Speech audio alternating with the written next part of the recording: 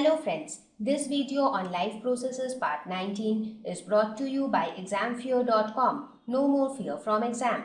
Breathe in. So let us try to understand the physical process of breathing, the physical aspect of breathing.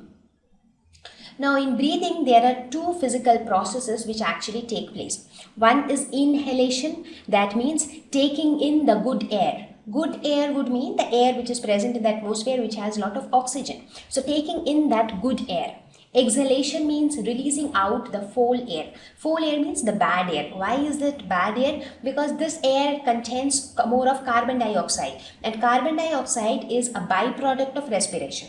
Due to the process of respiration, carbon dioxide is produced as a product which is no more needed by the body. So carbon dioxide becomes a waste for the body. So that is why it is said to be the foul air. So inhalation is taking in good air and exhalation is giving out bad air. So we will talk about both these processes of inhalation and exhalation, and we will see what happens physically. So let us talk about inhalation. So what happens during inhalation? That is when we take in air. The diaphragm muscles contract. Where are the diaphragm muscles? So this is the diaphragm. So here we have some muscles. Now these muscles actually contract. So what will happen when they contract? They will come closer to each other. As a result, what will happen to the diaphragm? The diaphragm will be pulled down. You imagine the situation like this. Let us suppose this is the diaphragm and these are the diaphragm muscles. Now if these muscles contract, it would be something like this. The muscles will become shorter and as a result it will pull the diaphragm down. Now if the muscles expand, so they will become longer and as a result the diaphragm will be pulled more up. So when the diaphragm muscles contract, the diaphragm is pulled down. Now if the diaphragm is pulled down, what will happen? The thoracic cavity will increase, because if you have a structure like this, let us suppose. Now if this particular thing is pulled down, so what will happen? It will become like this. So the space inside has increased. So similarly here also the thoracic cavity will increase and as a result the lungs will expand. So the thoracic cavity expands and the lungs expand. Now when the lungs expand means the volume inside the lungs increases. So the volume increases. Now we know that pressure is inversely proportional to volume, right? We always know since beginning that the product of pressure and volume is always constant. So if the volume increases, the pressure decreases. Now when the lungs expand, the volume increases and as a result the air pressure inside will decrease. So now what happened? The air pressure inside the lungs is less. So the air pressure here is less and the air pressure outside is more. So there is a difference in pressure between two regions. So as a result of this difference in pressure, air will flow from region of higher pressure to region of lower pressure. So this is the region of higher pressure and this is the region of lower pressure. So the air will flow in. And this is what happens in inhalation. Right? So air will flow from outside to the lungs. From lungs it will go to the capillaries, then to the cells, and in the cells the respiration will happen. Clear? So let us similarly look at the process of exhalation now. That is what happens when carbon dioxide is thrown out of the body. So in this case the reverse situation happens. Here the diaphragm muscles expand. So when the muscles expand, what happens to the diaphragm? Right, the diaphragm is pulled up. As a result, the thoracic cavity contracts. Therefore, the lungs will also contract and as a result, the volume of the lungs will decrease. Pressure being inversely proportional to volume, what will happen to the pressure? So pressure will increase. So the air pressure here will be more than the air pressure outside. So air pressure inside increases. So now air will flow from outside to inside. So that is why exhalation occurs. Clear? So now from outside it will come. So now from the inside cells it will come to the capillaries. From there it will come to the lungs. From lungs it will directly go to outside. So now you understand the physical process of inhalation and exhalation and how air pressure plays a role in the transfer of oxygen or carbon dioxide from inside to outside and vice versa. So now we have come to an end of the second life process, that is respiration. So what did we study in respiration? Respiration is about two things. One is exchange of gases, the other is oxidation of the food molecules to release energy which can be used for various metabolic activities. So let us have a quick review of the process of respiration. Now, air is taken in through the nostrils. Which is this air? This is good air which is rich in oxygen. So this oxygen is taken in, so it reaches the nostrils. From nostrils, it enters the nasal cavity. From nasal cavity, it goes to the pharynx. Pharynx is the common place for both food and wind. So pharynx sends it to the windpipe, that is trachea.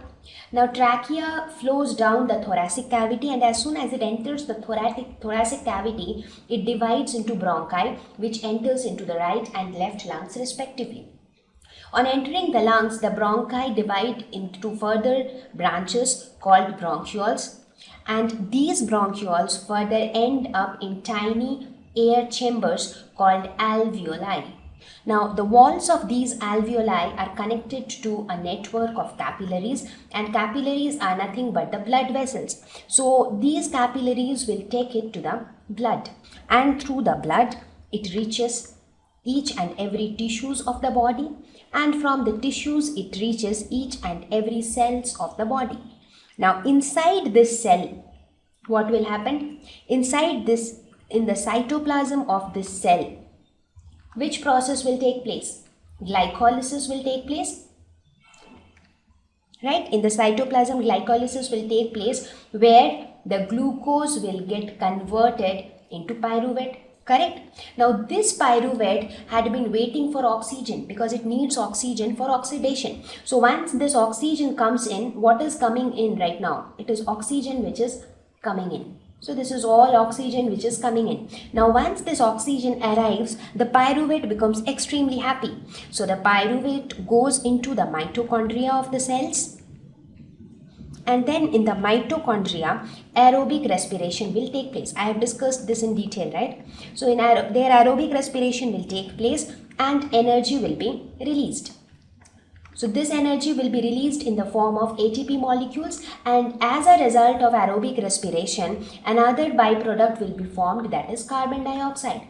But we do not want this carbon dioxide. So this carbon dioxide is a waste product for the body. So what will the cell do? These cells will throw this carbon dioxide out and it will send it back to the tissues. So what will the tissues do? The tissues also does not want this carbon dioxide. So the tissues will send it back to the blood. Blood means the blood vessels. I am not talking in detail about how it is getting transported, because that part we will see in transportation. So there again the capillaries, that is the blood vessels with the thinnest walls, will carry it, and the capillaries then will exchange or will give this carbon dioxide to the alveoli. The alveoli will give it to the bronchioles. The bronchioles will then give it to the bronchi. The bronchi will then send it back to the trachea, which will again send it back to the nostrils. From there it will go to outside. So what went outside? Carbon dioxide. So we see carbon dioxide went outside and oxygen came inside, and here the entire process of internal respiration took place. Clear? So respiration is about two things. It is exchange of gases and the internal oxidation of food to release energy. So I hope that this video on respiration would have helped you to understand the process of respiration. Now, what are we going to study next? Before that, a quick description of the NET process. So here, what is the NET process? We have seen absorption of oxygen, release of carbon dioxide. Now, you might think that isn't it not very risky for the lungs to handle this oxygen and carbon dioxide simultaneously? One is getting released and one is being taken in. Now, lungs always have some residual volume of air so that there is sufficient time for oxygen to be absorbed and the carbon dioxide to be released, because at no point of time it should happen that lungs are running short of air. So they should always have some air. So that is why they always have a residual volume of air. That means an extra volume of air which is always present in the lungs, so that the time which is taken for oxygen to be absorbed or the time which is taken for the carbon dioxide to be released, that time also lungs have some air in it. Okay. So with this, we will conclude our discussion on respiration. So now we will talk about. Thank you. Please visit www.examfear.com to watch more videos, attempt free online test, get free study material, find tutors and mentors. Thank you once again.